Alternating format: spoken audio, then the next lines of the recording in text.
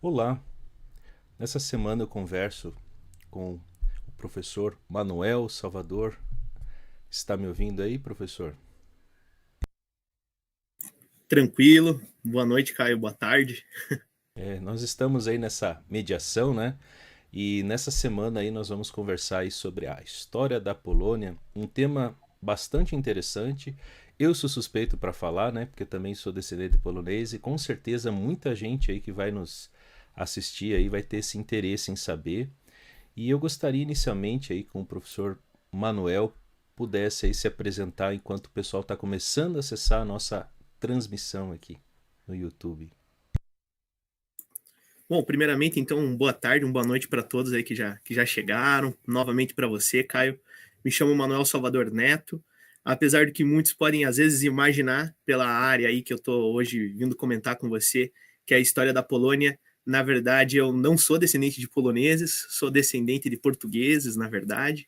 Sou professor de história formado pela Pontifícia Universidade Católica do Paraná, onde, desde os primeiros tempos assim de graduação, eu já desenvolvia um trabalho aí, interesse na história polonesa, uma história interessante, né?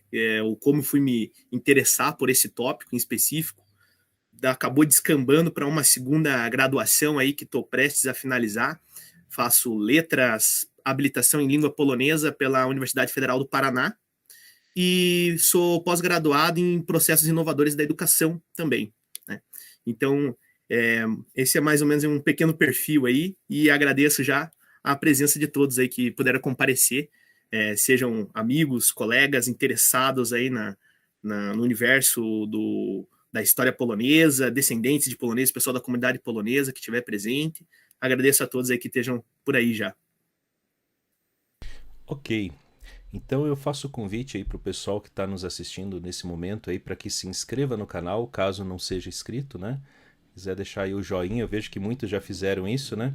E para ter acesso ao chat ao vivo, para mandar pergunta, né, de repente aí colocar algum comentário, dizer de onde está nos assistindo, então fiquem à vontade aí durante essa transmissão. Eu separei algumas perguntas, né, e a gente vai seguir através delas aqui. Mas se vocês tiverem alguma outra questão, também vocês podem aproveitar para comentar ou colocar. Eu não sei agora, Manuel, colocar aqui o nome exatamente, mas é Kroll Soccer, deve ser alguma coisa assim, né? Desculpe aí, Manuel é um profissional incrível, que orgulho no comentário. Tem o Márcio aqui também colocou boa tarde, tem bastante gente nos acompanhando, então eu faço o convite aí para a gente também trazer mais conteúdos assim tão interessantes quanto a história da Polônia, né? E também aproveitando do conhecimento, da sabedoria aí do professor Manuel, e a gente pode aí conversar sobre várias questões aí da história da Polônia. Então acho que a questão principal e elementar aqui para a gente começar a debater um pouco é se é possível definir quando a população polonesa surgiu. Eu acho que essa é uma questão que sempre deve suscitar discussões quando nós falamos da história da Polônia, não é, Manuel?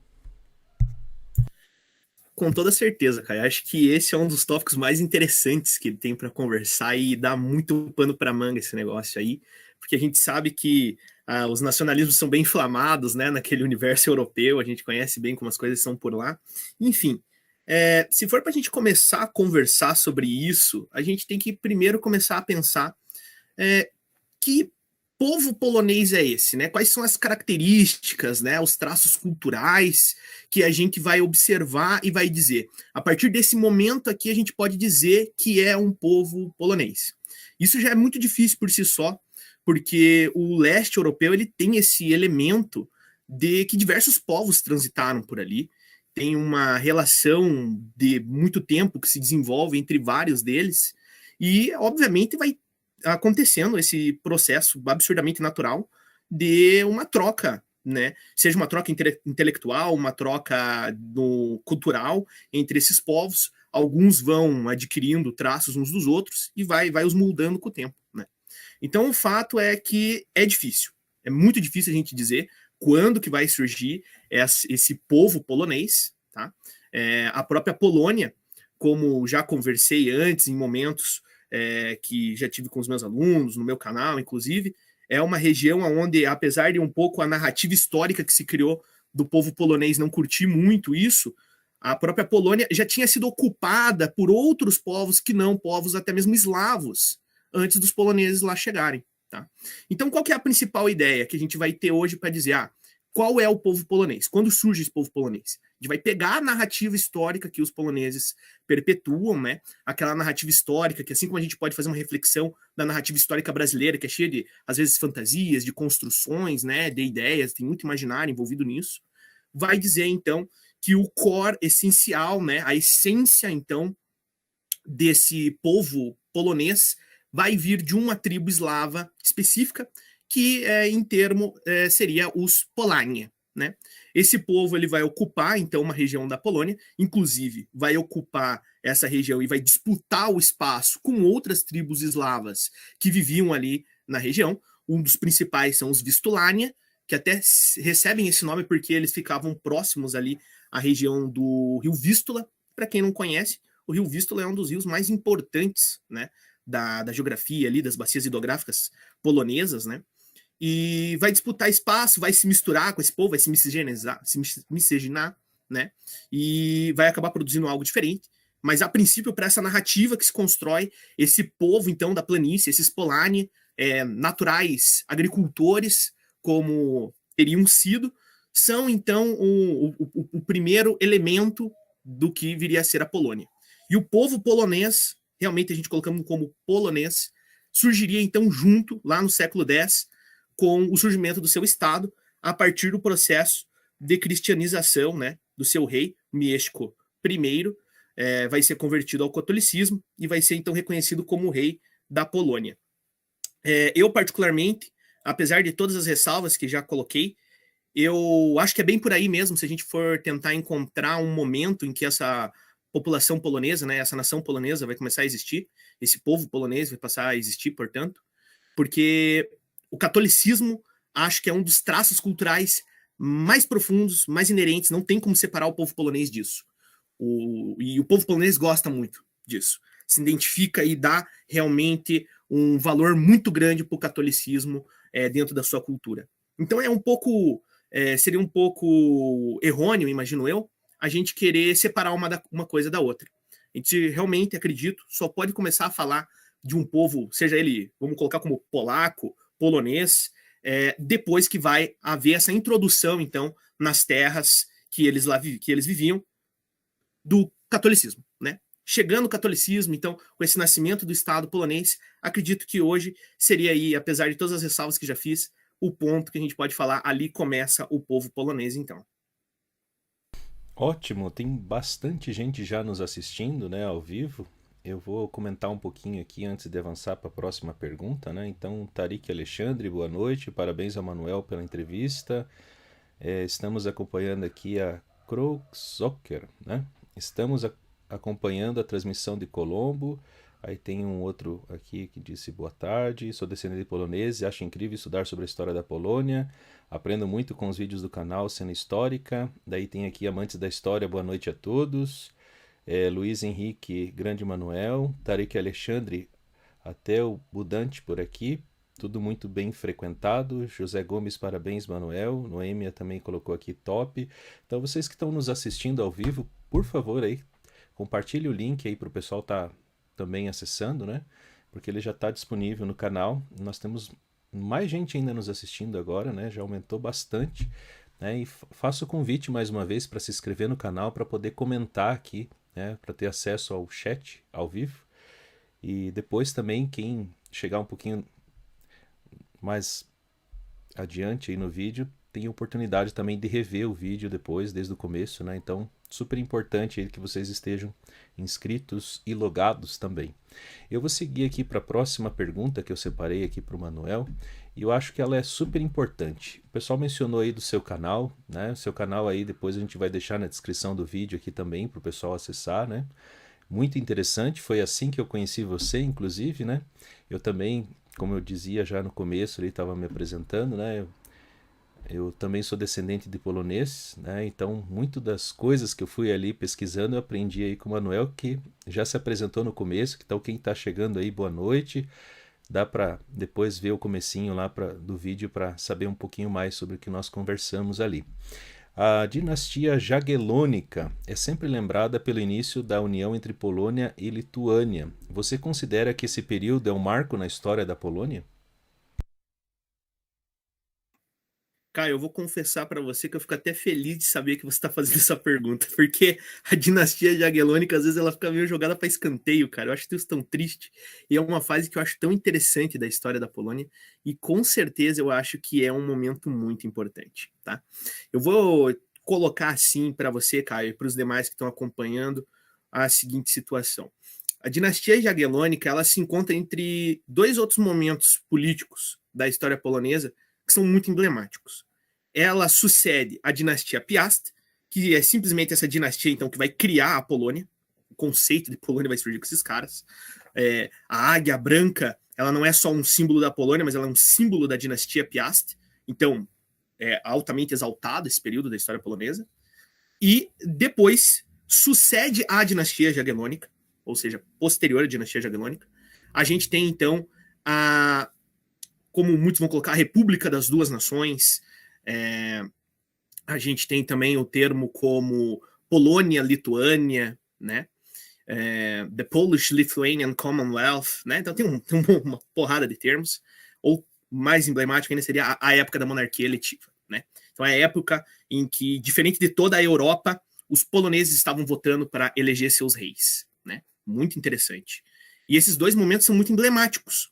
Os Piast por criarem a Polônia e esse período, então, da monarquia eletiva, porque é o auge da história polonesa, né, na Idade Moderna, riquíssima, influente, poderosa, e também marca o início de uma decadência, o início de uma época de resistência da história polonesa, que vai marcar a narrativa da história polonesa para sempre. E a dinastia Jagiellônica fica esquecida, fica meio jogada a escanteio.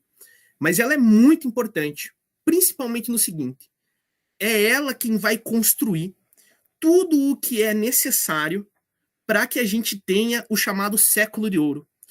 O momento que nem eu já comentei, que daí é na fase da monarquia eletiva, é pós-dinastia Jagiellônica, em que a Polônia vai ser a Polônia-Lituânia, vamos ser bem sinceros, né? Vamos colocar nos termos corretos aqui, Polônia-Lituânia, vai ser então uma potência na Europa.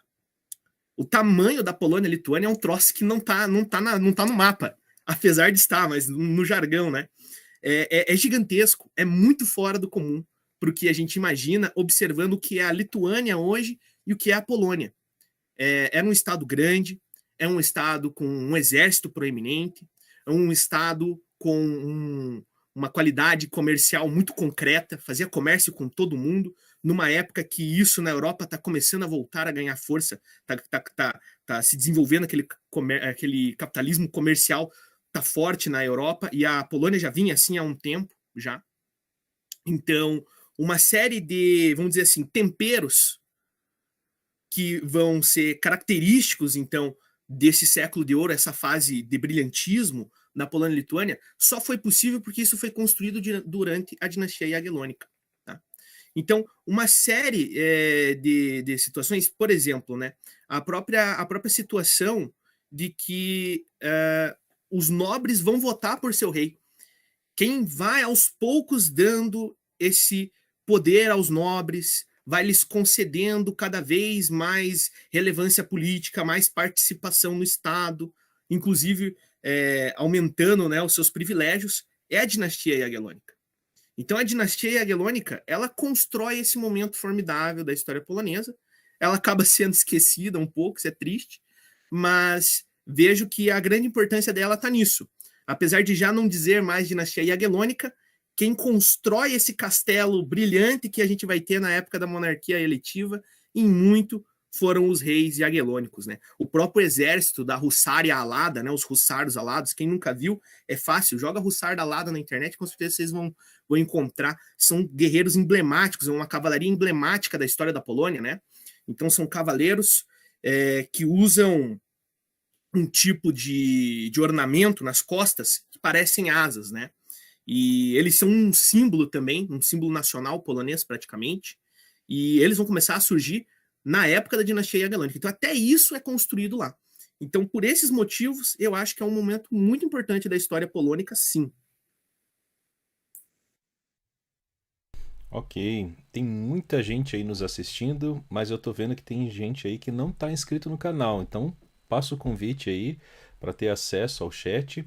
Também tem gente que tá escrevendo aí também no chat, e eu não sei se já deram um joinha no vídeo, então por favor aí tenham o gostei, vocês têm acesso, nos ajuda aí a divulgar e tornar o vídeo mais relevante, né? É, também uma outra questão aqui que ela é fundamental, eu já ouvi muito isso, né? Geralmente essa questão, Manuel, ela aparece quando o pessoal começa a discutir um pouco lá sobre cidadania polonesa, né? Que daí o pessoal começa a discutir sobre quando a Polônia ela foi um país, quando ela deixou de ser um país e assim por diante, né? E eu acho assim que esse termo às vezes parece um pouquinho pesado, mas eu já ouvi várias vezes, por isso que eu vou te perguntar dessa maneira para ver como é que vai ser a tua reação também frente a essa pergunta, né? Por que que a Polônia sumiu da geografia em 1795, né? Aí agora a gente já está entrando na minha praia. Esse é o tipo de. É o tópico que eu mais estudo da história polonesa. Minha monografia em história foi em cima disso. Toda a relação do iluminismo polonês, do constitucionalismo polonês, que vai produzir a chamada Constituição de 3 de Maio, que tem participação nesse momento, então, que a Polônia vai sumir do mapa, né? É um momento muito importante da história da Polônia, né? A gente tende a se referir a isso como as partilhas da Polônia, Rozbiory Polski, né? Então, as partilhas, realmente a Polônia ela foi repartida, o seu território foi ali, sofreu do imperialismo de outros 3 estados que a cercavam. Basicamente, o que também é colocado como a aliança das 3 águias negras, né? Em alusão ao símbolo de cada um desses impérios.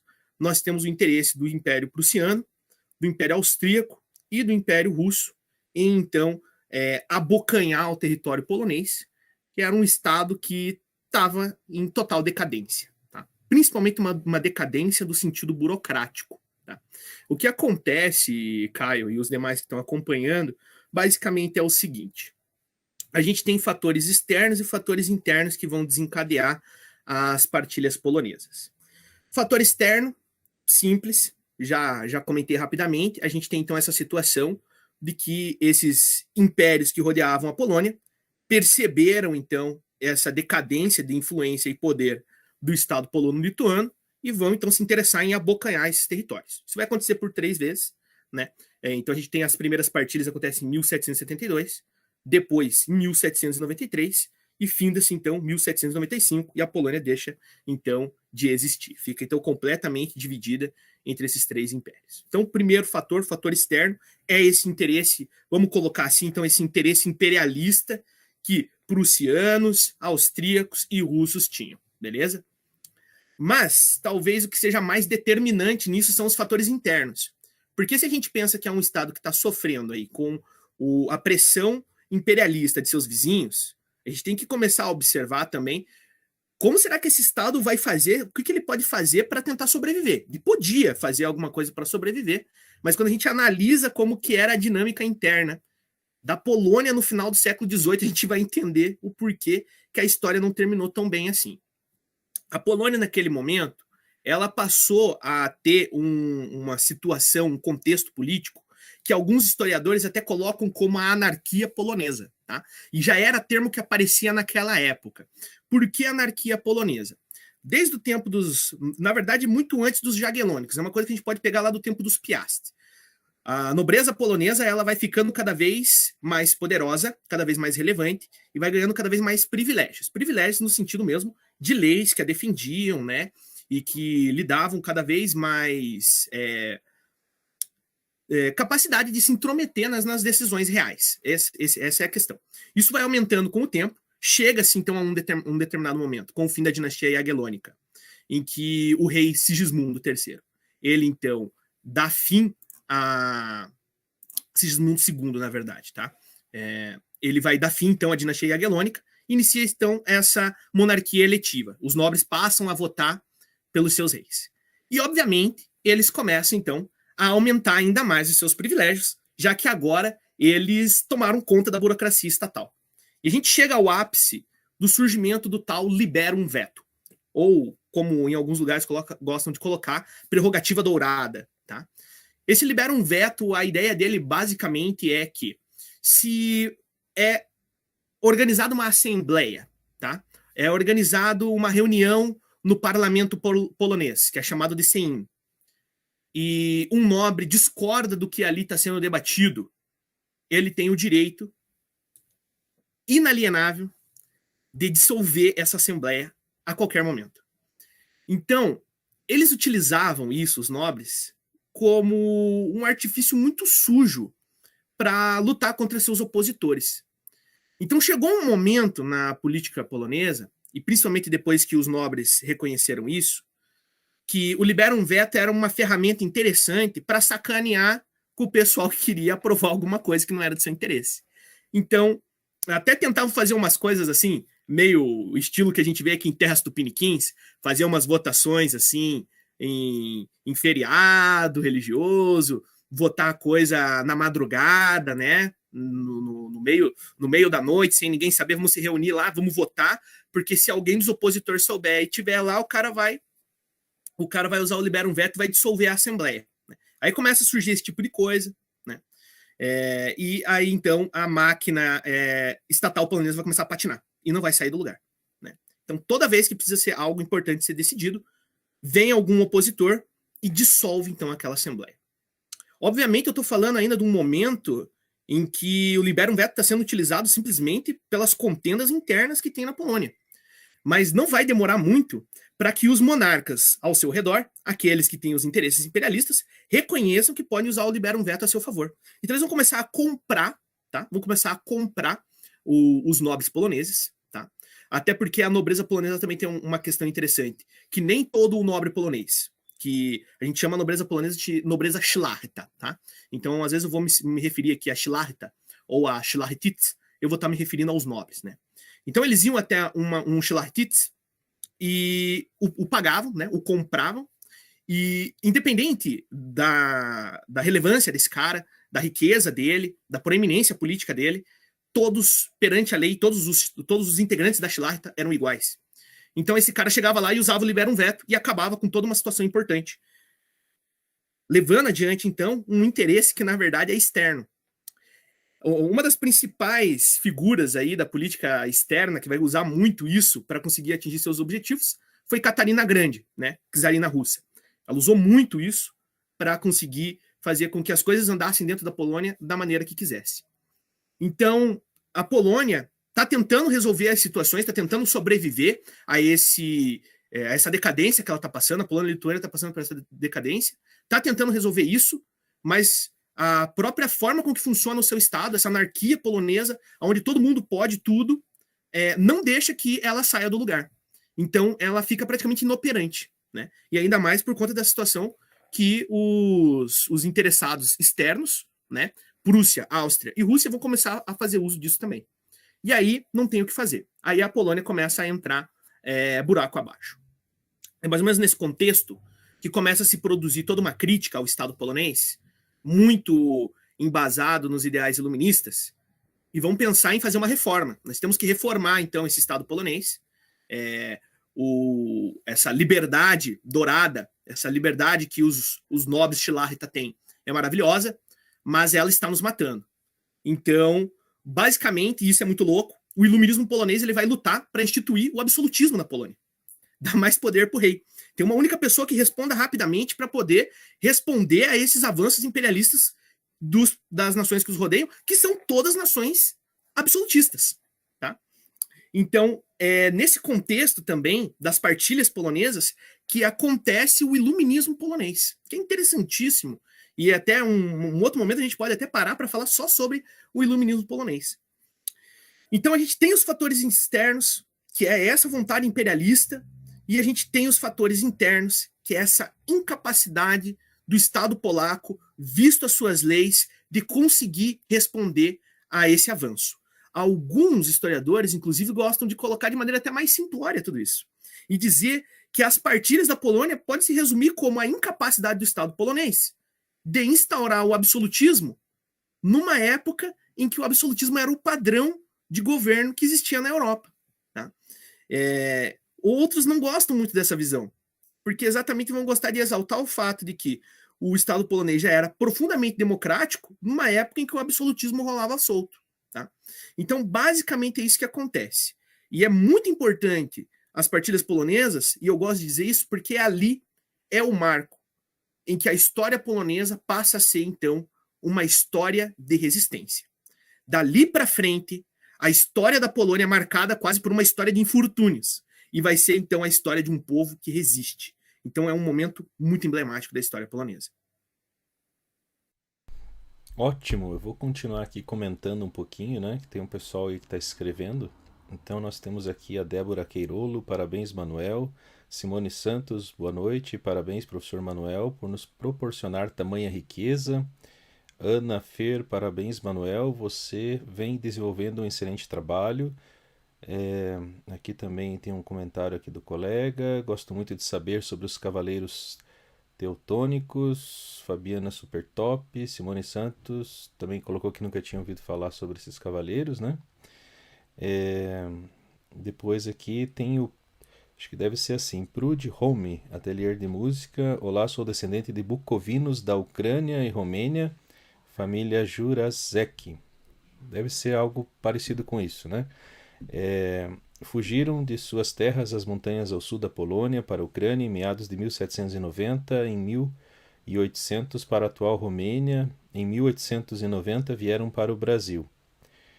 E tem mais alguns comentários, então o pessoal que está nos assistindo aí, quem ainda entrou agora, né, e não curtiu ainda, né, colocou o famoso joinha, eu gostei do vídeo, faço o convite aqui.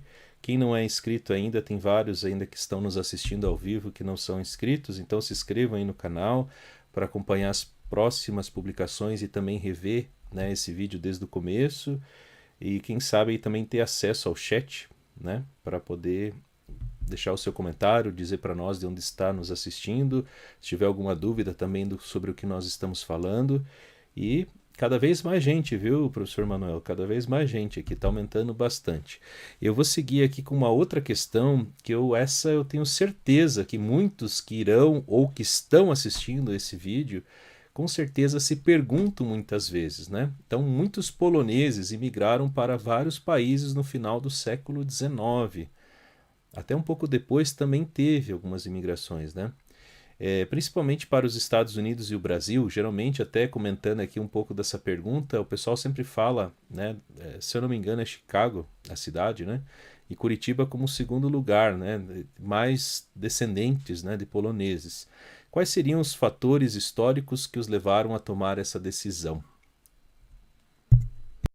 Show de bola, show de bola. Não tinha como não aparecer essa pergunta. Só antes, agradecer a todos aí, meus colegas, meus amigos, meus familiares que estão participando, colegas da comunidade polônica. Legal saber que vocês estão aqui para dar esse apoio aí, para a gente conversar um pouquinho sobre essa história maravilhosa da Polônia.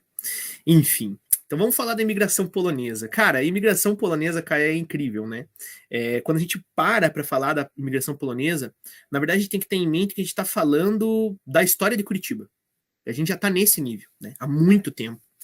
Porque, como você já colocou, se a gente for observar Américas, né? Não vamos colocar mundo, porque se a gente colocar mundo, a Alemanha, a Inglaterra hoje tem comunidade polonesa gigantesca, tá? Muito grande. Se a gente colocar Américas, nós temos duas cidades que vão se destacar: Chicago, né? Nos Estados Unidos, e Curitiba, tá? Tem muita gente que está aqui em Curitiba há muito tempo e ainda não percebeu isso. Não percebeu porque realmente não fez algumas ligações simples. Mas todo mundo já estudou com alguém com um nome com isque no final. Né? Tem um parente que tem um sobrenome isque no final. Então a turma do isque aí é tudo descendente de polaco. É tudo descendente de polonês. Alguns até abnegam, né, essa herança cultural. Tem seus motivos para isso. Tá? Mas não tem como fugir. É uma característica muito clara da língua polonesa, a marcação nos sobrenomes, esse isque no final. Então aqui tem uma presença muito grande. A gente não precisa fazer muita força, e a gente vai perceber a quantidade de pessoas que a gente conhece, a gente tem contato, que tem esses sobrenomes, né? Então é claro, a presença polonesa aqui, ela é visível, né? E também ela às vezes é invisível.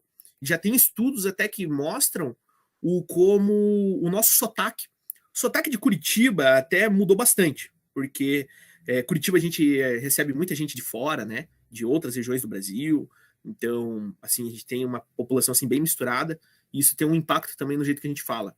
Mas se a gente for um pouquinho mais para a região metropolitana, a gente vai ver o quanto está conservado realmente esse E mais pronunciado que a gente tem, né? Do famosíssimo leite quente, né? Isso daí é uma marca que é clara na língua polonesa. Você começa a estudar a língua polonesa, você vê a importância na hora de falar um E e na hora de falar um E. É uma diferença grande. Muda todo o contexto de uma palavra. Às vezes até de uma frase pode mudar. E isso é um resquício no nosso sotaque aqui da presença polonesa. Ou também você não precisa fazer muito esforço também para você ver quantas pessoas, às vezes, na região metropolitana, falam, né? A cachorra, né? O baranco, a caroça. Então, são marcas aí claras de como os poloneses falaram que ficaram no nosso sotaque. Então, Curitiba recebe realmente uma quantidade enorme de poloneses, né? A gente pode colocar o Paraná como um estado brasileiro que vai receber imigrantes eslavos, né? A gente tem até o memorial ucraniano aqui em Curitiba também, então é legal falar isso.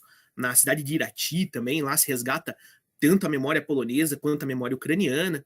Tudo isso relacionado ao fato também desses povos terem uma história muito ligada por esses períodos que a gente já comentou rapidamente nas outras perguntas. Mas enfim, por que esses caras vão descambar a resolver vir para terras tupiniquins? A gente também vai conseguir notar aqui que tem fatores externos, né, fatores de atração, e tem fatores de repulsão. Tem dois fatores de repulsão grandes, tá? E um fator de atração. Fator de atração para a migração brasileira. Havia todo um propagandismo na Europa, né, para trazer essas pessoas para cá. Havia um intuito, né, a necessidade dessa mão de obra, toda uma questão também da ideologia que o Estado brasileiro tinha naquele momento, de branqueamento da população. Então, queriam trazer europeus para cá, começa se trazendo primeiro os alemães, tem todo um imbróglio legal com os alemães, e então passa-se a procurar outras populações, e aí volta-se o olhar então para os eslavos, e começam essas populações a vir para cá. Então, um fator de atração que tem é o propagandismo, tá? Pregava-se muito essa ideia de que você pode vir para cá e reiniciar a sua vida. Vir para cá e ter um mar de oportunidades para ser explorado. Tá? Inclusive, esse imbróglio que citei com os alemães, ele é muito decisivo na vinda dos eslavos para cá, incluídos os poloneses, obviamente, porque o Brasil vai ter que melhorar um pouquinho as qualidades de como que vai receber esse pessoal, né? Porque exatamente a treta que tem com os alemães é que os alemães estavam chegando aqui no Brasil e os nossos fazendeiros, né, muito acostumados com um sistema escravocrata, vão então praticamente escravizar os alemães. E esses caras vão começar a reclamar, alguns vão até começar a querer voltar para a Alemanha. Aí cria-se toda uma situação, não, peraí, então os alemães não vão vir mais, né, porque já queimou a cara, vamos ter que dar uma melhorada nisso. Então começa a se vender uma ideia de que venha e nós vamos te dar terra, nós vamos te dar um auxílio mínimo para que você venha para cá trabalhar. E aí isso se torna então muito interessante, se torna um negocião para quem está vivendo na Polônia naquele momento. Então esse tom de oportunidade é muito grande, é decisivo. Tá? Inclusive a gente tem, né, até a figura de um patriarca da imigração polonesa, né, que vai incentivar e vai realmente falar, não, venham, aqui é um bom lugar, né, e vai incentivar então essa vinda. Então a gente tem essa primeira questão. E a gente tem as questões de repulsão, né, que eu acho que são as mais decisivas. O porquê ir embora da Polônia? Por que não mais viver lá? E aí a gente tem primeiro a situação da crise do século XIX. A gente tem que pensar que esse polonês, a maior parte deles, estava acostumada com a vida bucólica do campo até um tempo atrás. Viver tranquilo, dono do seu tempo. E agora, com o século XIX, isso mudou. Eles estão indo trabalhar na cidade, aquela realidade árdua, urbana, fabril, e essa vida, ela é uma vida opressiva, né? Trabalhar em condições absurdamente insalubres. Então, quando eles veem essa oportunidade, eles veem não só a oportunidade de reiniciar a sua vida, mas dentro desse reiniciar a sua vida está o voltar à vida bucólica do campo, a vida tranquila da agricultura. Tá? Então, um fator de repulsão que tem já é essa vida na cidade, que é muito, muito árdua, né, como eu já coloquei. E outro fator de repulsão que é fortíssimo, é que quando acontece a partilha das Polônias, a Rússia, a Prússia e a Áustria, esses caras não são bonzinhos não, tá, gente? Esses caras, eles vão se empenhar, os três, cada um do seu jeito, mas eles tinham agendas até bem parecidas, para exterminar a cultura polonesa. Tá? É o processo natural que a gente já viu, sabe que aconteceu em diversos lugares, inclusive fora da Europa. Realmente é uma marca do imperialismo, tá? De destruir o que é a identidade desse povo e fazer com que ele passe a se identificar, então, como russo, como austríaco, né? Como galego, como prussiano, né? Inclusive, esse é um fator que vai dificultar um pouco de a gente, às vezes, conseguir entender se essas famílias realmente são polonesas, porque chegam aqui e é colocado outras nacionalidades, porque a Polônia não existia naquele tempo. Né? Então, marcadamente aqui, de novo, essa história de resistência. Né? Então, a língua era proibida de ser praticada em alguns espaços. As escolas já não ensinavam mais polonês. Né? Então, você está numa realidade complexa, difícil, porque você saiu do campo e você está na cidade agora, você saiu da agricultura e está trabalhando na fábrica, e também estão tentando destruir a sua cultura. Então você sofre da opressão de um outro povo todos os dias. Né? A Polônia também vai ter também nesse período assim algumas sublevações, né? Algumas tentativas de recriar o Estado polonês, inclusive com Napoleão, acho que foi a melhor tentativa, né? Quando Napoleão inicia sua campanha contra a Rússia, ele vai utilizar do povo polonês que não existia como Polônia naquele momento como aliados, supondo a criação de uma Polônia ali, então, dando-lhes a autonomia novamente. Não é para menos que fica a homenagem a Napoleão até hoje no hino polonês. Então, tem uma série de conflitos também que vão marcar a história polonesa. Então, esse contexto lá é um contexto forte de repulsão. Então, tem essa questão. Quero ir embora da Polônia porque aqui já não é mais exatamente como o lugar que eu gostaria de viver, e há todo esse propagandismo, então, de venha para o Brasil, aqui há a oportunidade, aqui você pode reiniciar. E aí eles vão acabar vindo, então, sabidamente, então, para as terras paranaenses, aqui para Curitiba. Ótimo. Eu tô vendo mais comentários aqui. Que bom aí que o pessoal tá comentando bastante, né? A Simone colocou aqui que a entrevista é uma mega aula, né? O Fernando aqui também colocou eu sou Visky também, risos, né? Família, não sei a pronúncia, tá? Me desculpe aqui. Ser, uma coisa assim, né?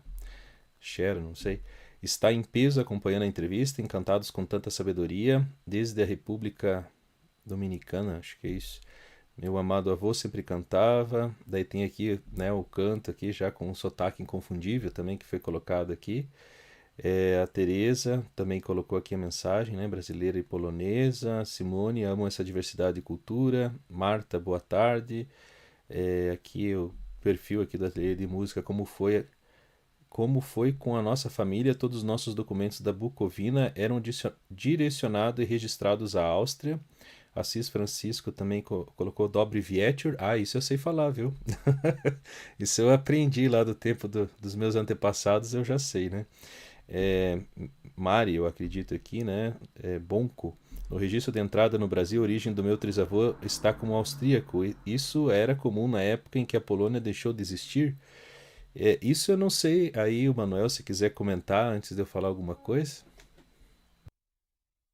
Exatamente esse é um dos pontos, Caio. Se entendi bem qual foi a pergunta, né? Vir como nacionalidade austríaca na época que a Polônia não existia, né? A família veio. É exatamente essa a questão. Né? Então, alguns entravam aqui como austríacos, inclusive, se não me engano, inclusive a determinação galego acabou se tornando comum também, né?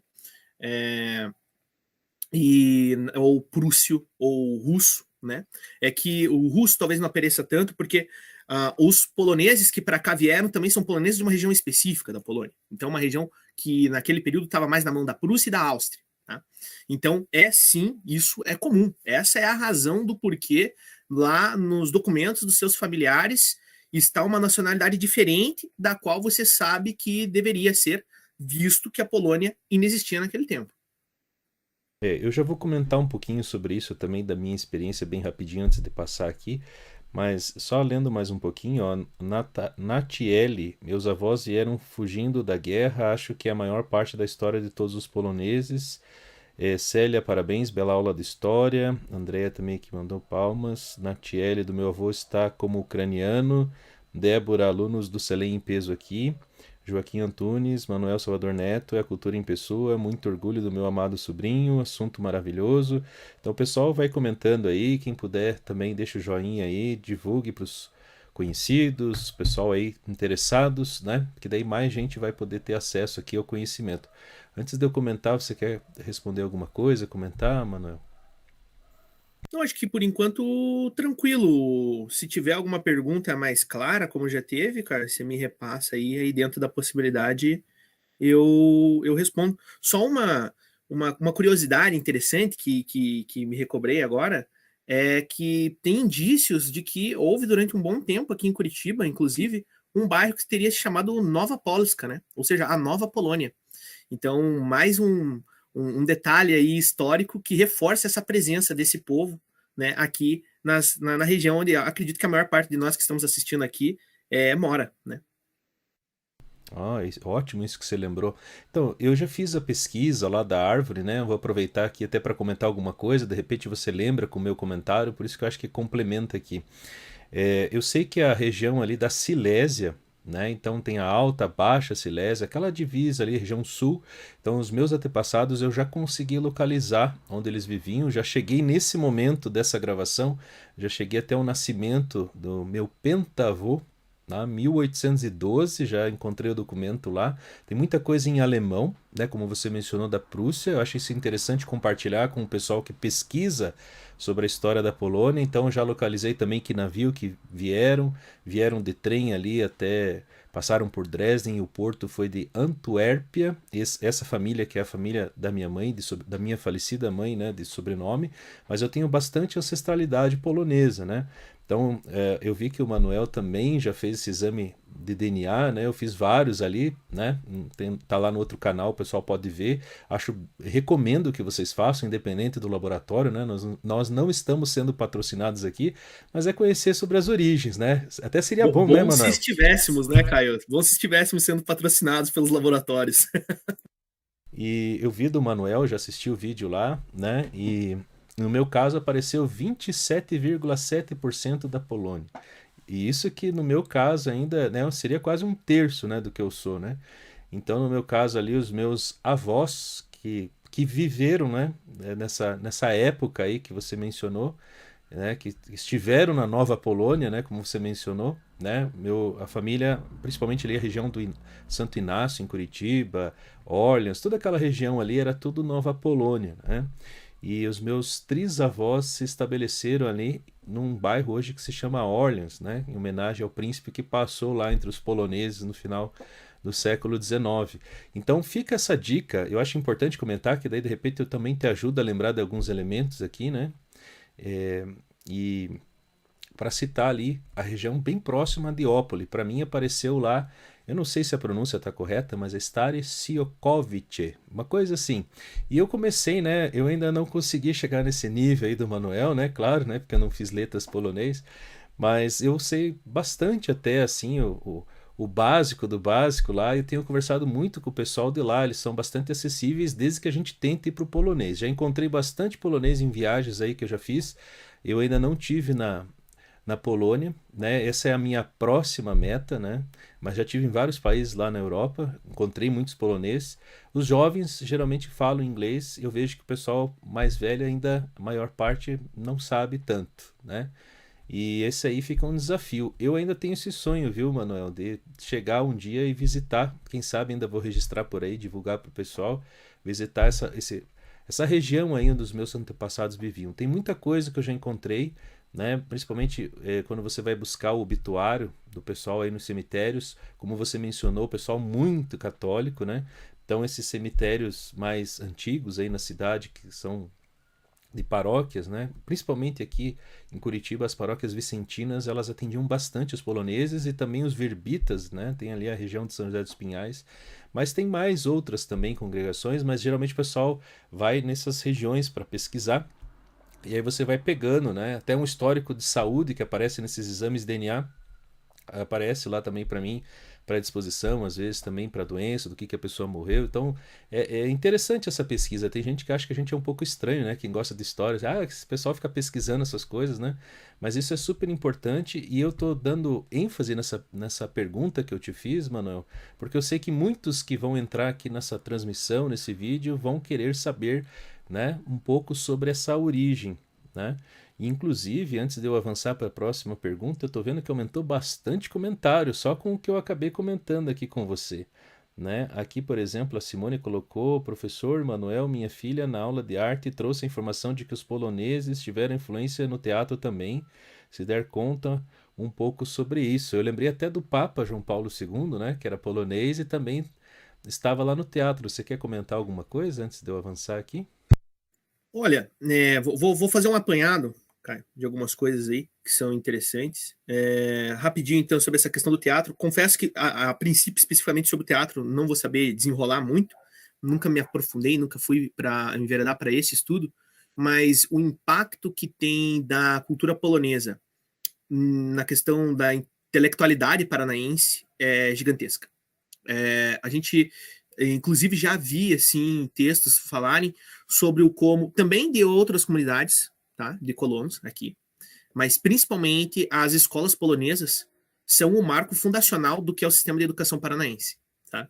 Então, a contribuição da Polônia para o que é o Paraná hoje, como um todo, é gigante. É gigante. Sobre você ter falado sobre toda essa questão familiar e tudo, é muito interessante. Eu convido todo mundo que tem interesse, sabe que é descendente de polonês ou ucraniano também, né? São comunidades muito aguerridas, muito unidas aqui no Brasil, se ajudam muito. Tem vários grupos no Facebook e o pessoal gosta, o pessoal tem assim realmente prazer em se ajudar, em dar as dicas de como entrar em contato com o pessoal lá fora, né? O pessoal se ajuda às vezes até a escrever alguma coisa às vezes na língua ucraniana, na língua polonesa, para o pessoal conseguir ir atrás desse histórico, né? Resgatar essa história.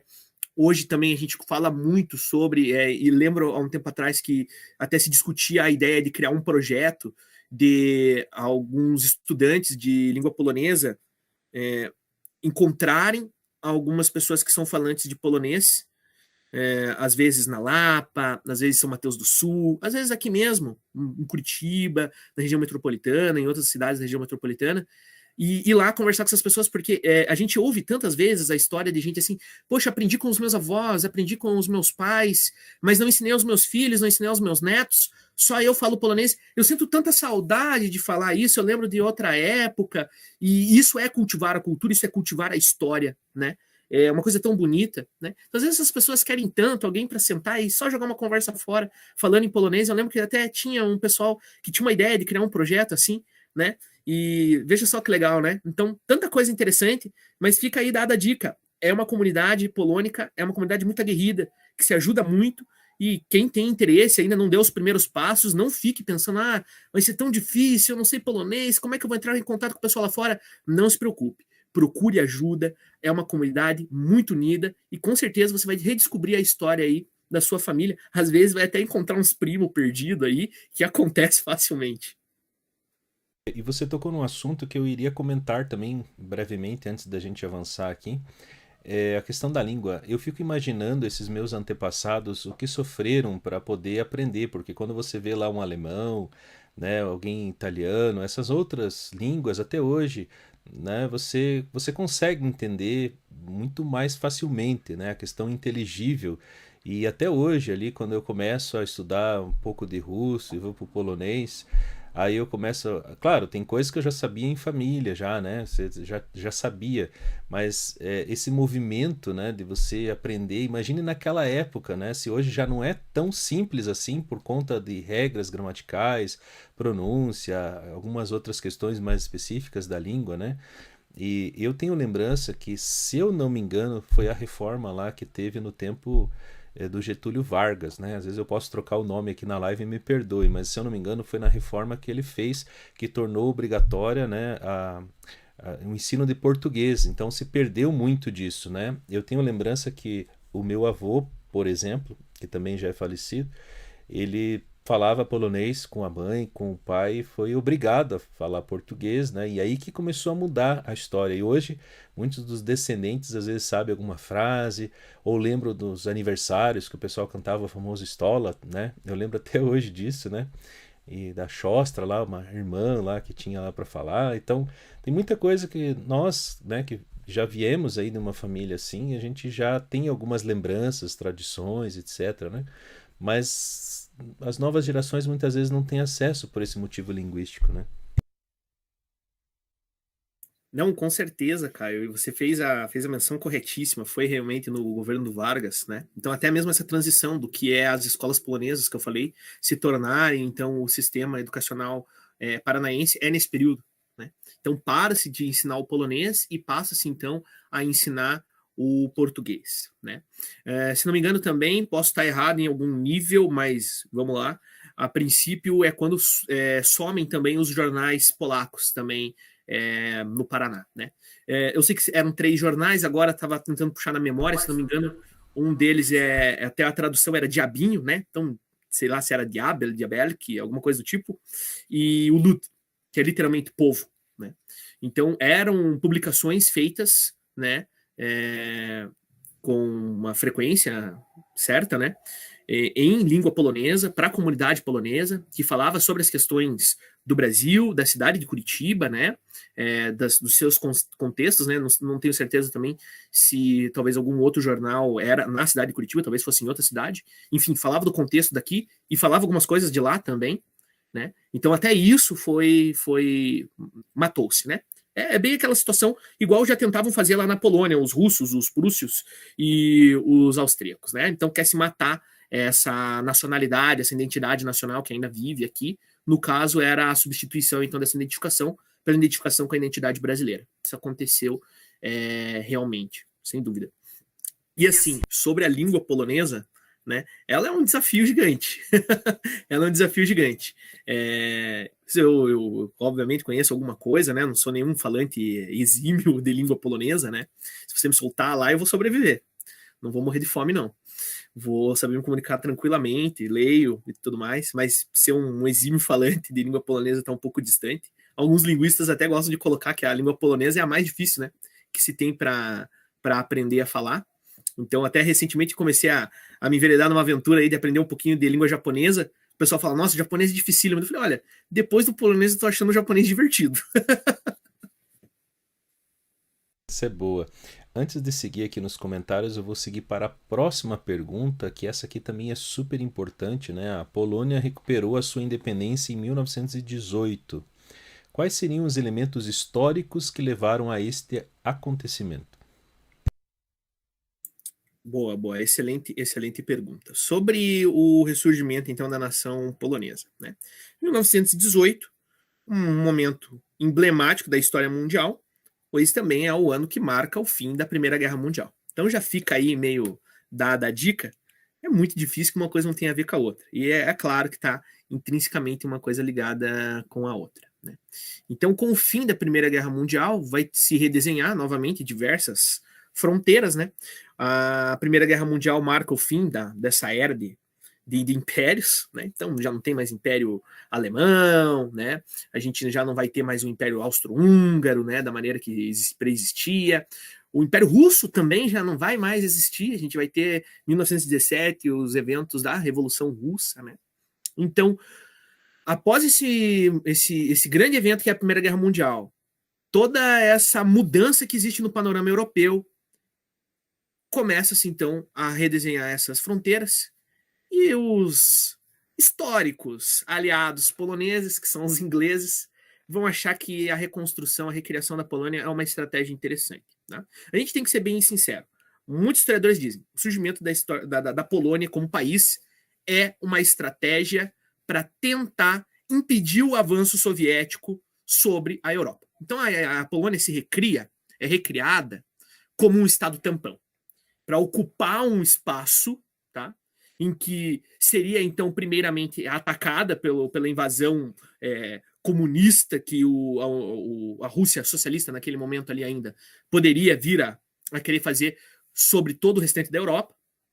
E aí a Europa Central poderia se preparar para isso, para se defender, então, desse avanço dos russos. É complicado, né? Parece, colocando nesses termos, que o ressurgimento da Polônia não tem em nada um fator de conquista do povo polonês, o que é uma mentira, tem muito, tá? Diplomatas poloneses, né, políticos poloneses envolvidos nisso.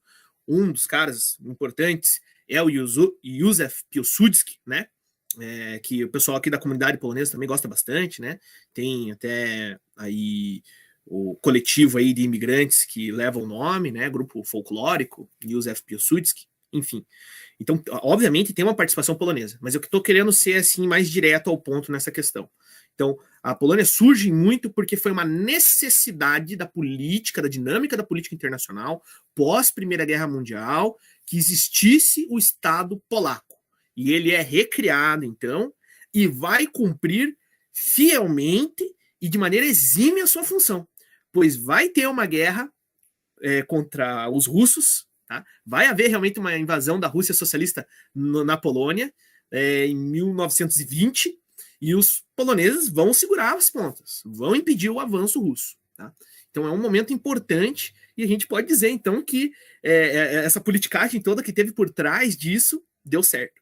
Esse personagem que eu já citei, que é o Piłsudski, inclusive aí ele vai ser o cara que vai conseguir reunir os diversos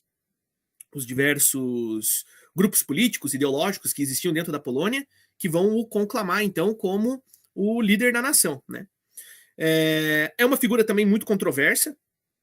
Alguns historiadores gostam de colocar, né, a maior parte deles abertamente, que o Piłsudski ele foi um ditador. Tem quem vai discordar disso. Enfim, para a gente encurtar de novo a conversa, ele vai praticamente assumir o poder na Polônia com poderes ilimitados. Inclusive, existe um paralelo interessante, e eu já fiz um trabalho sobre isso enquanto estava na faculdade de História ainda, e estava estudando Era Vargas naquela época. Então, era alguma disciplina de História do Brasil, sei lá que número que era, e fiz um trabalho, de novo, já dentro da história do constitucionalismo, do direito polonês, comparando a Carta Constitucional da Polônia, acho que de 1924, alguma coisa assim, posso estar errado nesse número, aí não sei se alguém até puder corrigir, aí eu agradeço, que vai servir de inspiração para uma Carta Constitucional brasileira, a carta que Vargas vai instituir em 1937, que inclusive leva o apelido de polaca. Tá? Então, assim, para a gente tocar numa ferida, para a gente falar de uma coisa polêmica e tentar não criar muita polêmica, aqui já fica então um paralelo dado entre Piłsudski, as políticas de Piłsudski, e as políticas de Vargas, tá? Na década de 30. Então, ambos verdadeiros líderes, assim, daquele jeitão de entre guerras mesmo, sabe? Aquele jeitão autoritário de entre guerras. Então, aí esse paralelo, mais uma vez, da história brasileira com a história polonesa, muito interessante. Fiz um estudo em cima disso, é muito, muito curioso, pouca gente sabe, mas então tá dada a letra aí, a Carta Constitucional Brasileira de 1937, também conhecida como a Polaca, ou Polaquinha também, como alguns colocam. Ótimo. Nós já estamos chegando a 1 hora de transmissão, ainda temos bastante questões aqui. E eu vejo que o pessoal está bem animado, viu? Tem bastante comentário aí, o pessoal está acompanhando. Ainda tem bastante gente também que não é inscrito no canal, então fica o convite aí para poder também ter acesso. Cada vez mais aparece mais gente assistindo. Veja como esse assunto, né, Manuel, mexe com muita gente, né? Então vocês podem também depois encaminhar o link desse vídeo aí para o pessoal assistir depois, né, para ter acesso aqui à nossa transmissão. De repente aí para o pessoal também que tem curiosidade de saber um pouquinho mais da história, né, da imigração polonesa, né, devido aí às perguntas também. E eu vou seguir aqui, depois eu leio mais um pouco os comentários, né? Como que você avalia a situação da Polônia na Segunda Guerra Mundial? E eu, quando separei essa pergunta para você, eu fiquei lembrando, né, daquele acordo que teve lá entre a Alemanha, né, e ali a União Soviética, né, e o Stalin, né, e o Hitler, né, de dividir a Polônia. Foi uma sacanagem, né? A questão dos vizinhos. Ah, esses vizinhos a gente divide e pronto, né? Vamos lá, né? Complicado. Ah, primeiro, eu queria comentar rapidinho o como eu acho que, é claro, é um momento emblemático da história polonesa, da história do mundo, né? Acho que ainda assim é triste que talvez seja uma das poucas coisas que as pessoas lembram da história da Polônia. Né? Lembram da invasão da Polônia, porque é um momento emblemático que marca o início da Segunda Guerra Mundial na Europa. E às vezes acaba ficando batido que a história da Polônia é só isso, que a Polônia sempre foi invadida, que a Polônia. E não, né? Como falei, a partir de um momento, ok, a história da Polônia é uma história marcada como uma história de resistência. Aqui a gente vê mais um evento de uma história de resistência do povo polonês. Mas a história da Polônia não é só isso. Enfim, foi uma situação muito complicada, realmente. O Tratado de Ribbentrop-Molotov, que é esse pacto que você citou, Caio, que basicamente marca uma paz, né? Uma paz entre os soviéticos e os nazistas, e também acorda a mútua invasão à Polônia. Né? Então, basicamente, o pacto é firmado num dia, no dia seguinte a Alemanha já invade a Polônia. Eu acho que dá ali alguns dias depois, umas 2 semanas, assim que o mais alto soviético, fica meio redundante, mas é isso mesmo, tá, gente? O mais alto soviético, tá? Da União Soviética. Né? Então, o sindicato mais importante da União Soviética. Então, ele aceita, né? Ele aprova esse pacto. No dia seguinte, daí, os soviéticos ocupam o restante que ainda existia da Polônia. Tá? Então, basicamente, realmente foi uma sacanagem, que nem você colocou, cara. É bem isso aí mesmo, tá? Então, a Polônia está ali entre duas grandes potências, dois gigantes do sentido militar, e os caras acordam, cada um te invadir por um lado, né? Ninguém aguenta sair na mão com 2 caras ao mesmo tempo. Os poloneses são pegos com as calças curtas, né? Dá pra gente dizer, com as calças arriadas, porque não há uma declaração de guerra formal por parte da Alemanha. Havia, obviamente, uma tensão política na época, visto que já havia acontecido a invasão dos Sudetos na Chequia, né? Então já tinha um temor, já tinha toda uma situação, mas não há uma declaração de guerra formal. A Alemanha simplesmente vai lá e invade, né? Bem ao Blitzkrieg alemão mesmo.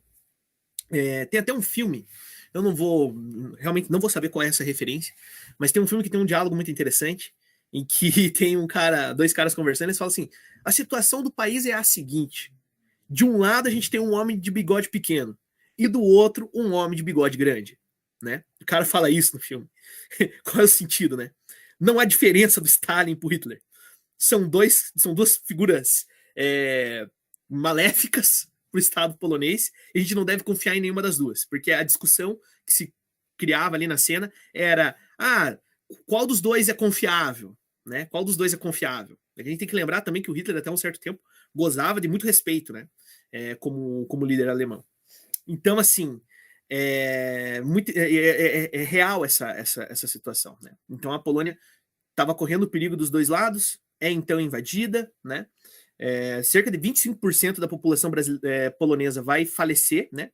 Vai morrer durante a guerra, porque se a gente pensa que os russos invadem pelo leste e os alemães invadem pelo oeste, cria-se ali, inclusive é feito acordado um tratado de fronteira entre os dois, tá? O que deixa a coisa ainda mais feia, né? Então, não só invadiram juntos, eles depois acordam aonde o que é de quem, para ficar bem delimitado. Então, tem um acordo fronteiriço. Depois até fazem um acordo comercial depois. Pois bem, se essas duas nações se encontram ali, e a gente sabe, pelo conhecimento que nós temos de história do mundo, que a União Soviética vai descambar para o lado inimigo dos nazistas. Eles vão lutar um contra o outro. Então fica claro que a Polônia vai virar um dos palcos dessa guerra. Então a Polônia é um dos países, se não o mais, tá? Isso também é um pouco discutível, mas hoje é o mais colocado. Foi o país que mais sofreu, que mais foi destruído, tá? Pela Segunda Guerra Mundial, foi a Polônia. Foi a que mais teve perdas populacionais. não querendo aqui fazer diferenciação entre poloneses, judeus, ciganos, né? A gente está levando em consideração todo mundo que vivia dentro do Estado polonês até então, como população polonesa, considerando-os então assim, é o que vai ter a maior perda, vai ser o Estado polonês. Tá?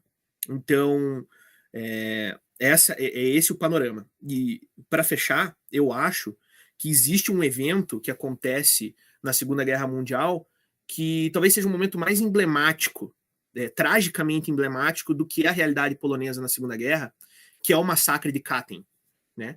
Katyn é uma floresta que fica lá na... Acho que é Rússia ou Belarus, ou acho que é Rússia, né? É próximo de Smolensk, se não me engano.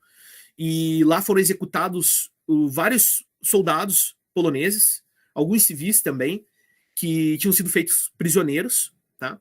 Essas pessoas, como para suas famílias, é como se sumissem do mapa, simplesmente somem. Né? E são mortos, então, pelos soviéticos. Depois isso foi aberto, né? Isso aí era um cold case, né? Era um top secret. Né? Inclusive para não abalar as relações posteriores à Segunda Guerra Mundial, em que Polônia e União Soviética são aliados, né?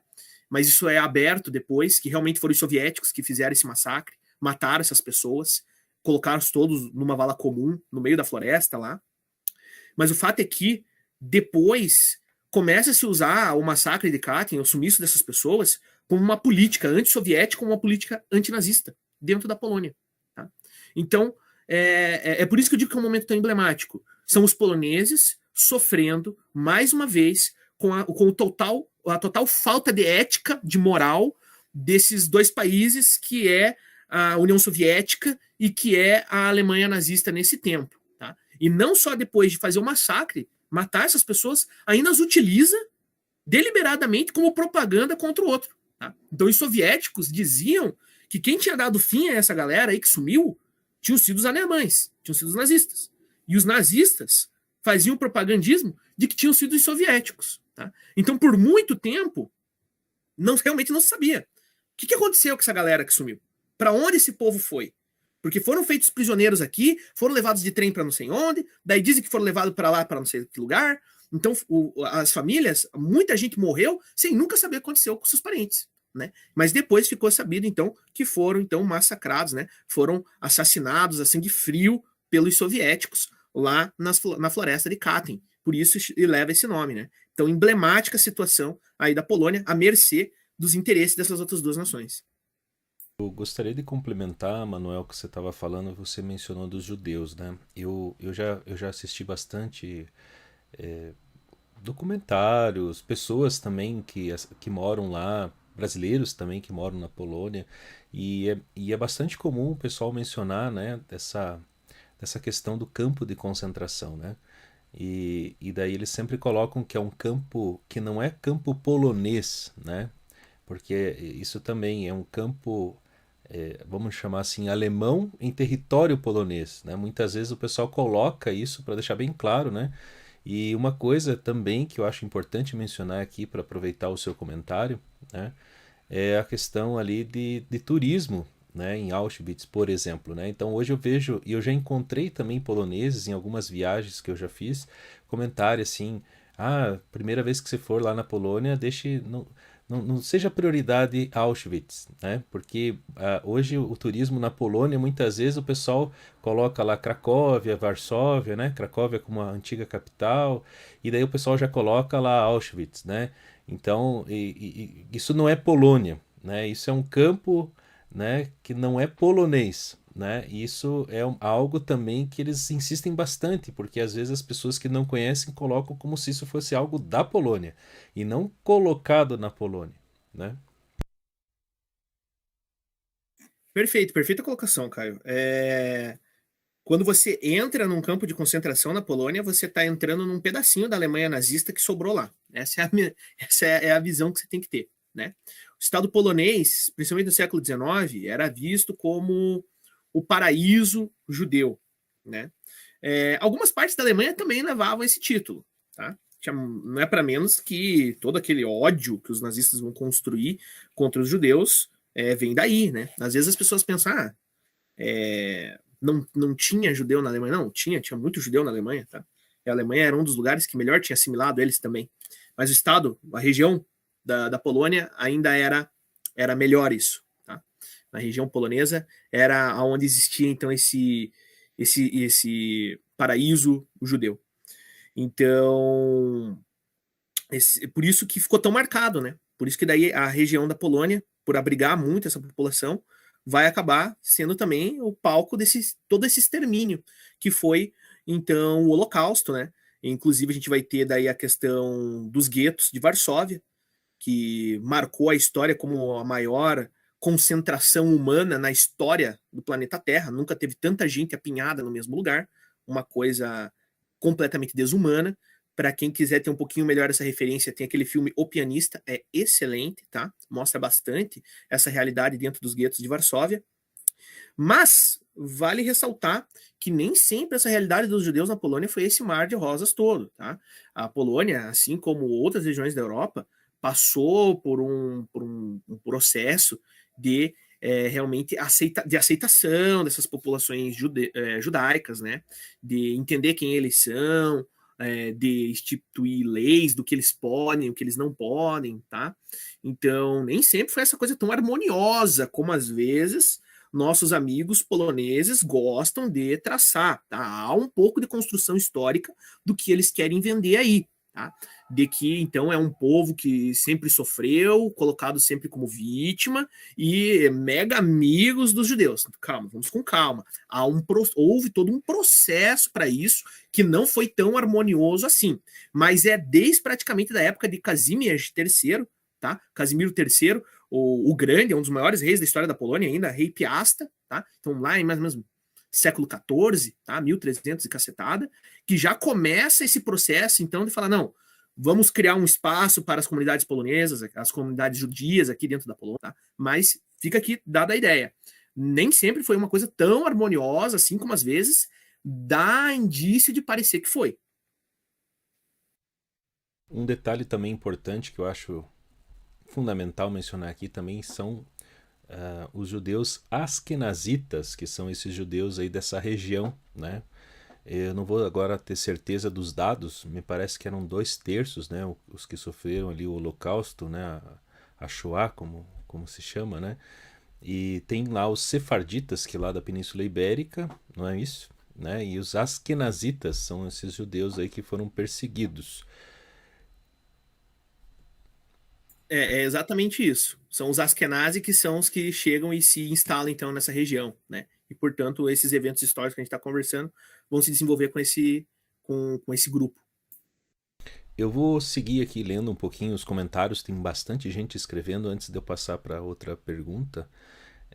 Aqui tem a Natiele, escreveu, tem muita influência no teatro e na dança, se referindo lá, né, à cultura polonesa. Ateliê de música, gostaria de saber algo sobre os gorales, os montanheses. Me desculpa sobre a escrita, se o professor puder comentar. Sobre os montanheses, exatamente, confesso que não vou saber falar muito. Confesso que não tenho muito conhecimento sobre esse povo em específico. Não sei se está se referindo a um povo da região da Polônia, que fica mais na região sul da Polônia, tem uma grande cadeia de montanhas. Mas confesso que realmente eu teria que dar uma pesquisada, conhecer um pouquinho mais para falar algo com providência para quem está perguntando. Daí realmente fica um pouquinho fora da minha alçada, do meu conhecimento, essa daí. Ele complementou aqui se ele já ouviu falar dos Highlanders montanheses, agradeço imensamente essa super life. Bom, você já comentou, né? Eu vou seguir aqui, Natiele. Eu não consigo a naturalização polonesa por essas questões de troca de documentos e também por erros de cartório na hora de registrar os sobrenomes poloneses. Sempre trocam, tiram muitas letras. Bom, isso tem a ver com aquilo que nós comentamos aqui, né? É difícil quem consiga chegar no antepassado antes de 1795. Eu já ouvi falar de uma pessoa, pelo menos, que conseguiu a cidadania polonesa chegando lá. E porque, como a Polônia deixou de ser um país, né, nesse período que o professor Manuel comentou, então qualquer outra pessoa de outra região poderia estar lá e não ser um polonês. Então eu vejo essa dificuldade e muita gente às vezes quer ter essa cidadania, mas quando o pessoal veio para cá, o professor até mencionou, né, na época não era Polônia, né, só para resgatar aqui 1918. Não sei se você quer comentar alguma coisa. Não, inclusive, até acho interessante trazer um próprio exemplo que às vezes eu acabei notando na minha família, né? Então, por parte da minha avó paterna, a gente, a princípio, somos descendentes de alemães, né?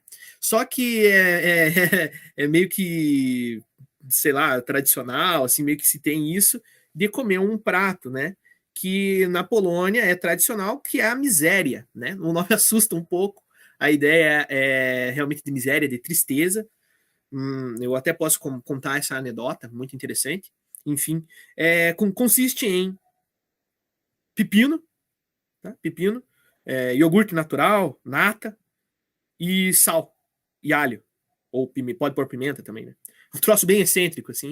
O pessoal acha meio nojento, meio estranho, porque para quem não curte. Eu acho maravilhoso, adoro, né? E essa ideia de miséria, se não me engano, era Bona Sforza, se não me engano, ou foi alguma outra rainha polonesa, enfim, foi uma rainha polonesa que ela tinha ascendência italiana, e na Polônia não existiam alguns vegetais que existiam na Itália, né? E ela sentia falta de alguns sabores na mesa dela. E aí, quando traziam, então, né, até tem um pouco, acompanha um pouco a história da alimentação polonesa, a introdução de alguns desses ingredientes no universo da gastronomia polonesa, ela podia ter um pouquinho o sabor de casa, ela chorava, ficava emocionada por se lembrar de como era viver no seu ninho, né, vamos dizer assim, nas suas terras natais. E aí criou-se esse nome, então, para esse prato, miséria, né? Então, essa sofrência que se produzia quando comia esse prato. Então, em resumo, é uma família que supostamente é alemã, mas a princípio tem esse prato, né? Então, quem sabe? Será que são alemães mesmo? Será que não há um misunderstanding, né? Um desentendimento aí, né? Uma falta de comunicação de toda essa situação por conta do sumiço da Polônia, né? Então, mais um exemplo disso. Você me fez lembrar de algumas coisinhas aí que são típicas mesmo, né? O pessoal fala lá do pirog e tal, mas se você quer encontrar uma residência tipicamente polonesa, beterraba e principalmente batata, né? É por isso que fala, isso é batata, né? Você pode saber que batata é sagrado, né? Muito difícil você não encontrar alguém aí que de repente foge dessa tradição. Eu vou seguir aqui, o Fernando colocou aqui, eu moro no Santo Inácio, não sabia que já foi Nova Polska aqui.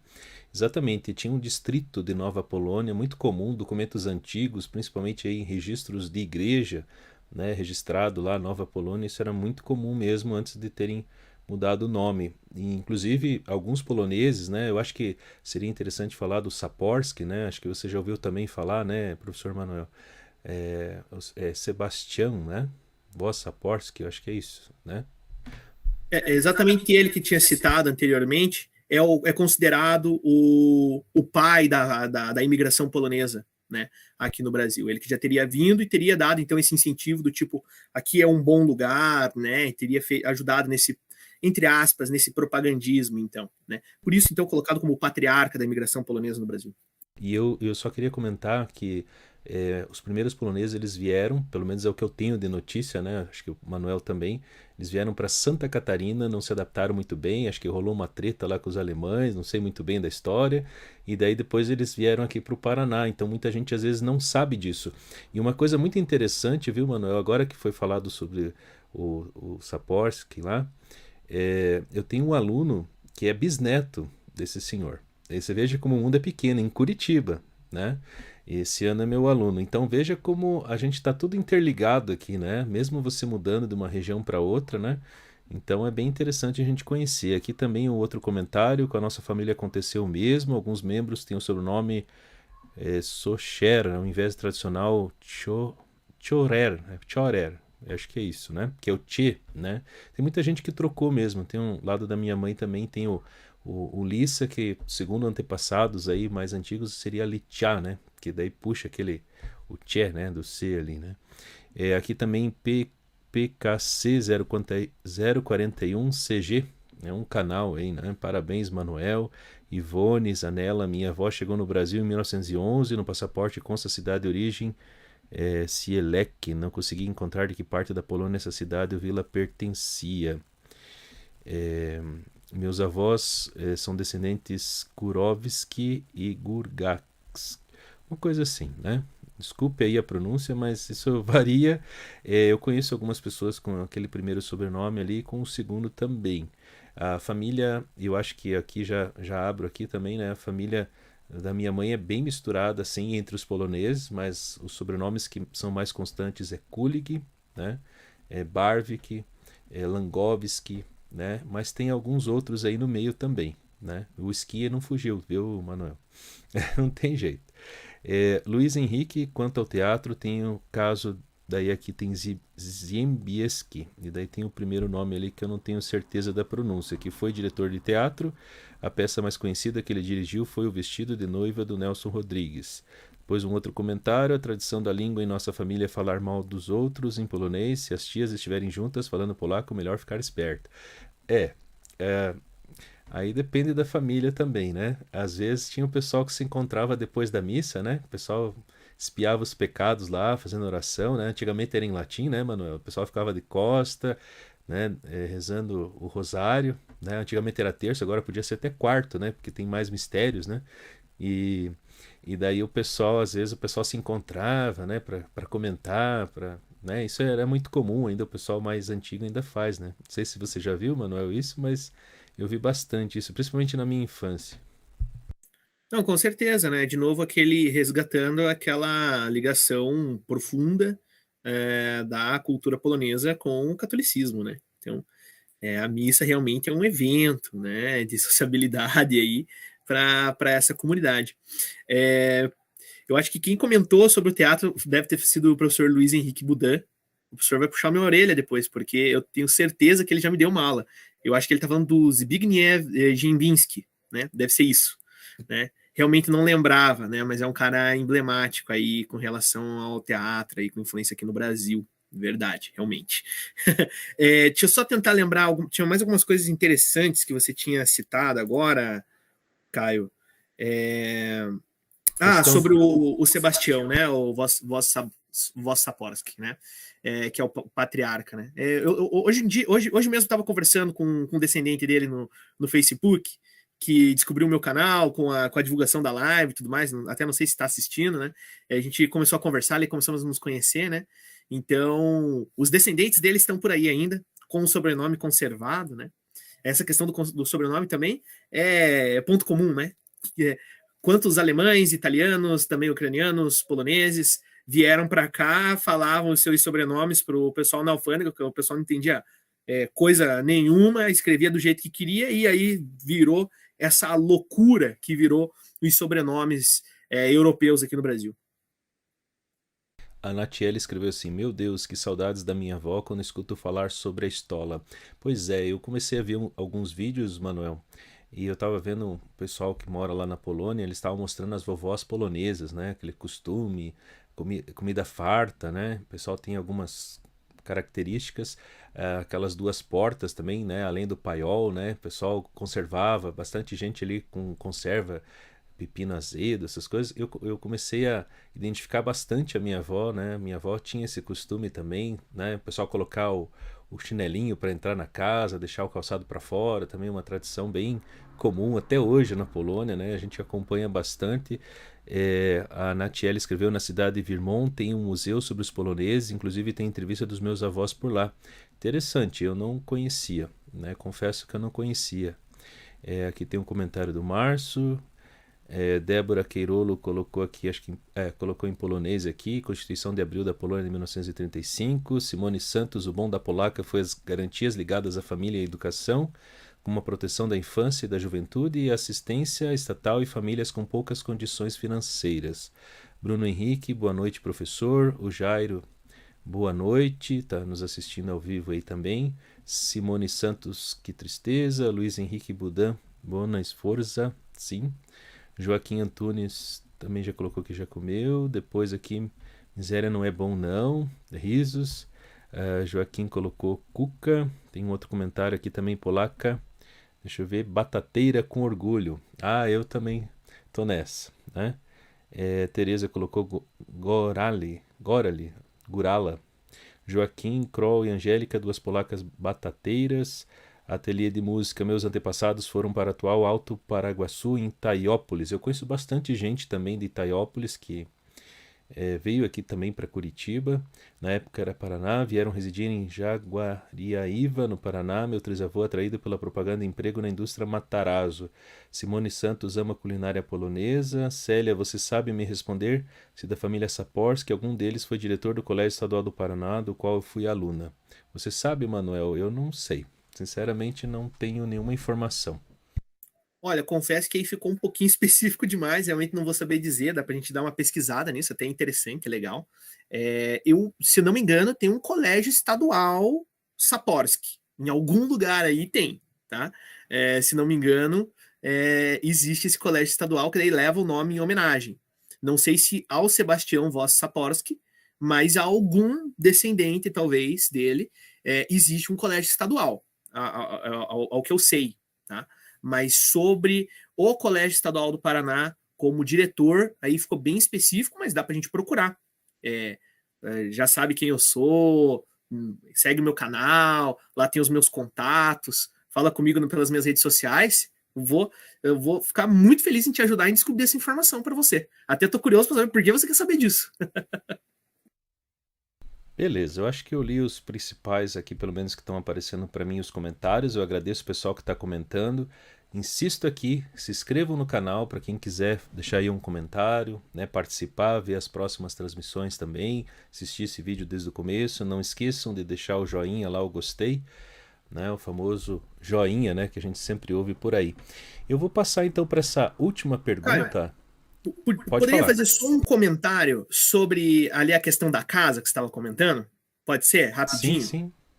É muito interessante. De novo, a gente consegue ver características, traços aí que estão na nossa cultura paranaense, na nossa cultura curitibana, que vem desse povo polonês.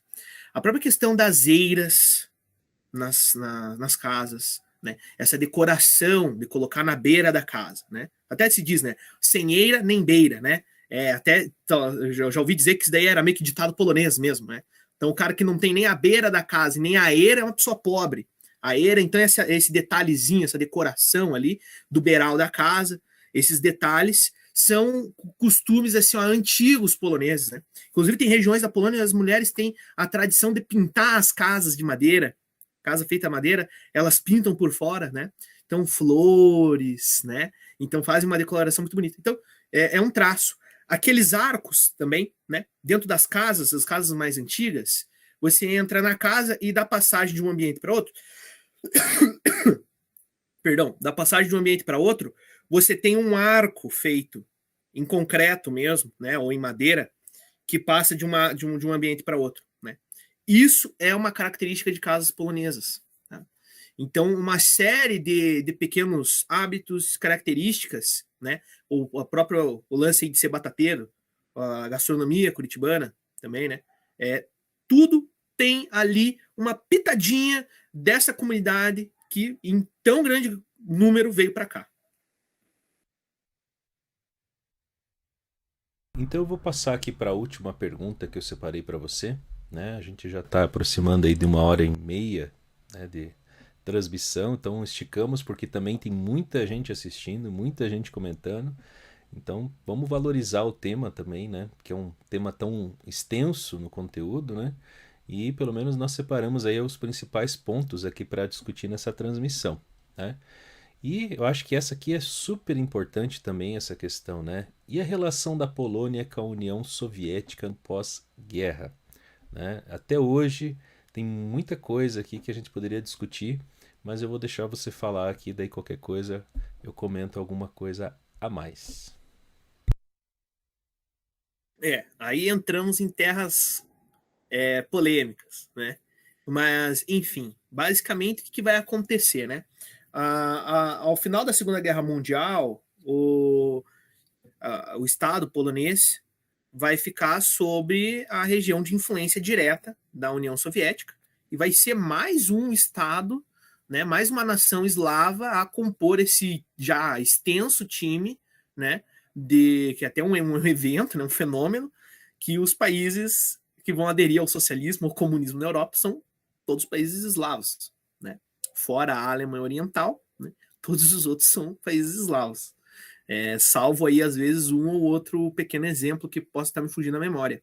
Mas, em sua maioria, são. Né? Então, a Polônia vai ser mais um desses países. Obviamente, a União Soviética vai tomar o cuidado para organizar a política polonesa após a Segunda Guerra Mundial de uma maneira que os partidários, né, os simpatizantes com a ideologia soviética assumissem o poder. Né? É criado, né, o PKWN, né, é praticamente um comitê nacional, né, nessa época. E a história dali para frente da história vai ser uma história marcada, né? Vai ser uma história marcada por uma influência soviética muito grande no Estado polonês, né? Muito grande. Então, a gente diz influência, né? Mas às vezes a gente pode até dizer que era quase um Estado, um governo fantoche, né? Tinha que pedir permissão para os soviéticos em muita coisa, né? Aval para eles em muita coisa. Houve uma resistência muito grande da população polonesa, principalmente a população letrada, intelectual, por conta desse regime, então, que se instaurou lá. Coisa bem parecida com o que a gente teve aqui no Brasil durante o regime militar. Inclusive, algumas sonoridades, alguns estilos musicais desse período, até parecido também. Se você ouvir, é interessante, tem algumas músicas legais de crítica ao regime, né, que falam da Polônia naquele tempo, e você ouve e você acha muito semelhante com coisa que se produziu aqui no Brasil, mais ou menos na mesma época, que tinha um contexto, cada um a seu modo, obviamente, semelhante nessa situação de uma comunidade intelectual que é opositora ao regime, que é crítica ao regime, ser veementemente perseguida, né? Então é bem interessante nesse sentido. A gente tem que pensar também, é claro, que vai haver um apoio soviético para fazer essa reconstrução da Polônia, porque ela está destruída, né? A Polônia está completamente destruída. Então vai entrar ali um capital, vai ter um auxílio, né?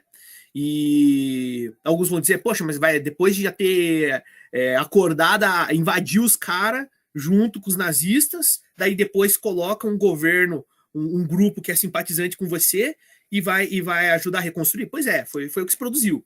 Por mais contraditório que isso seja, é a realidade da história polonesa nesse período. Tá? Inclusive, o primeiro momento que eu tive contato com a história polonesa foi quando fiz um trabalho, foi a primeira disciplina que eu tive de metodologia de pesquisa em história lá na PUC, um colega meu, Guilherme Gawilowski, né? Inclusive ele não se chamava, ele não pronunciava o próprio nome dessa maneira, ele chamava Guilherme Gawlowski, né? Meio inglês assim a pronúncia, mas o correto seria com o W, com som de V, né? Gawilowski. Ele falou, pô, vamos fazer um estudo sobre história da Polônia, já que tem que escolher um tema. Eu nunca estudei nada de história da Polônia, sou descendente de polonês, queria conhecer um pouco. Falei, bora, vamos lá, vamos fazer. E aí a gente fez, então, um trabalho sobre o processo de reestruturação política e econômica da Polônia após a Segunda Guerra Mundial. Né? Então, meu primeiro contato foi exatamente nesse universo. Então, existe realmente, então, uma reconstrução da Polônia em infraestrutura, reconstrução de suas indústrias, né? E tem um livrinho que eu não tô com ele aqui, eu até tô com alguns livrinhos legais aqui do lado, mas tem um livrinho bonitinho, meio propagandista, mas ele conta para nós, assim, com gráficos, né, o como cresceu a indústria na Polônia, né? É até bonitinho, tem uns gráficos assim, tipo, quantas geladeiras a Polônia produzia antes? Daí tem uma geladeirinha pequenininha assim, a data e a quantidade. Daí a geladeira vai ficando cada vez maior. Daí, no período, né, do socialismo na Polônia, tá lá uma geladeirona enorme. Agora a Polônia produz não sei quantas geladeiras, sabe? Então, houve, né, toda uma reconstrução da Polônia, com um certo auxílio, então, da União Soviética, mas é inegável que a União Soviética, assim como diversos outros desses países satélites, estava se utilizando muito desses caras para os seus próprios objetivos, né? Então, houve uma resistência muito grande, houve uma combatividade muito grande da população polonesa desse governo que se criou, até que então vai surgir, né, o Solidarność, né, o Partido Solidariedade, e vai começar aquele processo de reabertura da Polônia, né, o Lech Walesa, né, o Papa João Paulo II, são figuras absurdamente importantes não só do processo para que o regime chegue ao fim na Polônia, né? Mas também são tidos como uns dos paladinos do fim da União Soviética, né? Eu não vou lembrar agora qual que é o historiador que diz isso, né? Ele cita alguns personagens históricos daquele período que seriam os paladinos do fim da União Soviética, né? E o Lech Wałęsa e o Papa João Paulo II estão entre esses caras. Ok, então para concluir aqui, eu quero agradecer, né, a sua disponibilidade, Manuel, de poder conversar conosco aqui nessa transmissão. A Simone escreveu aqui: gratidão por todas as contribuições e curiosidades. Hoje, com toda certeza, meu conhecimento se delicia com tantas informações importantes. O ateliê de música aqui gostaria de agradecer imensamente pela live. Parabéns. A Simone colocou aqui: no bairro Umbará, em Curitiba, tem um colégio polonês, mas não sei dizer se esse é o nome de referenciado no comentário. Não sei. Eu acho que esse... Eu não tenho certeza, eu posso passar uma informação errada, mas eu acho que eu já vi sim. Eu não lembro agora se é no centro do Pilarzinho, eu não consigo lembrar, eu tenho que procurar aqui para ver. Mas eu já vi mesmo, você tem razão nisso. Acho que talvez até tenha passado nesse colégio, eu não lembro nesse momento, né? Porque eu sou professor da rede também. Então, pessoal, aí eu faço, né, o agradecimento pela disponibilidade, né, de estar participando ao vivo. Tem muita gente às vezes que assiste, né, os vídeos depois, durante a semana, nem sempre é possível estar ao vivo. Então, né, um agradecimento especial aí a todos que estiveram disponíveis. E eu passo aí a palavra para o Manuel, se ele quiser complementar alguma coisa que nós conversamos hoje, ou quiser falar alguma outra coisa, fica aí o espaço para você. Não, acredito que foi um momento bem engrandecedor. Para mim também eu amo falar sobre isso, né? Acho que às vezes até fica meio aparente, eu me empolgo e vou falando. Mas porque realmente isso aqui é o que eu gosto de fazer, cara. Eu gosto de falar da história polonesa, eu sou fascinado pela cultura polonesa, né? Gosto muito da cultura ucraniana também, estudo em algum nível. Então agradeço muito a você, Caio, agradeço a todos que estão aqui, agradeço por ter tido esse espaço, esse momento para poder falar com vocês. Bastante gente da comunidade polonesa que eu avisei que ia ter esse momento, realmente me avisou que não poderia estar aqui hoje presente ao vivo para contemplar, mas que vão assistir aí no longo da semana. Até vou mandar o link para eles depois. Inclusive já deixa aí, ó, Caio, dada a letra, hein, cara. Gostei tanto. Vamos ver se a gente não marca um outro momento para a gente falar daí do iluminismo polonês, em específico, que é o que eu mais entendo, que eu mais gosto, e eu acho que pode aí trazer também não só pessoas da comunidade polonesa, amantes de história, mas também o pessoal da filosofia, também talvez vai acabar se interessando por esse fragmento específico da história da Polônia. Eu só tenho agradecimentos a fazer a todos vocês hoje, gente. Muito obrigado. E, claro, né? Quem puder dar aquele pulinho no meu canal lá para dar aquela força. Toda semana, todo mês, né? Primeira semana do mês, eu posto um episódio novo do meu quadro Historia Polski, que é voltado a fazer um resgate da história polonesa, tá? Essa semana, que tá para se iniciar agora, né? Primeira semana de outubro, vai ter Historia Polski sobre renascimento polonês, tá? Então já tá feita a propaganda aí. Ótimo. Então nós temos mais alguns comentários que surgiram. Obrigado pela live incrível. Tarik, Manuel, bastante claro, flexível, esclarecedor em sua abordagem. Márcio, parabéns. Ótima entrevista, uma aula. Joaquim, muito bom conhecer um pouco mais da Polônia. Parabéns pela live, grandes conhecedores da cultura. Débora, parabéns, Caio e Manuel. Eu tô no Dziękuję ainda. Tem uma pronúncia ali. Obrigado, né? Mário, obrigada, Dziękuję.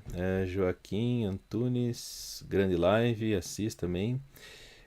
Parabéns, professor. Um salve do SESI para você, Aru. E aí tem mais gente aí. Se vocês puderem então divulgar o vídeo, compartilhar, deixar o joinha, se inscrever, quem sabe tem aí uma nova transmissão, fica a dica. Até uma próxima, pessoal.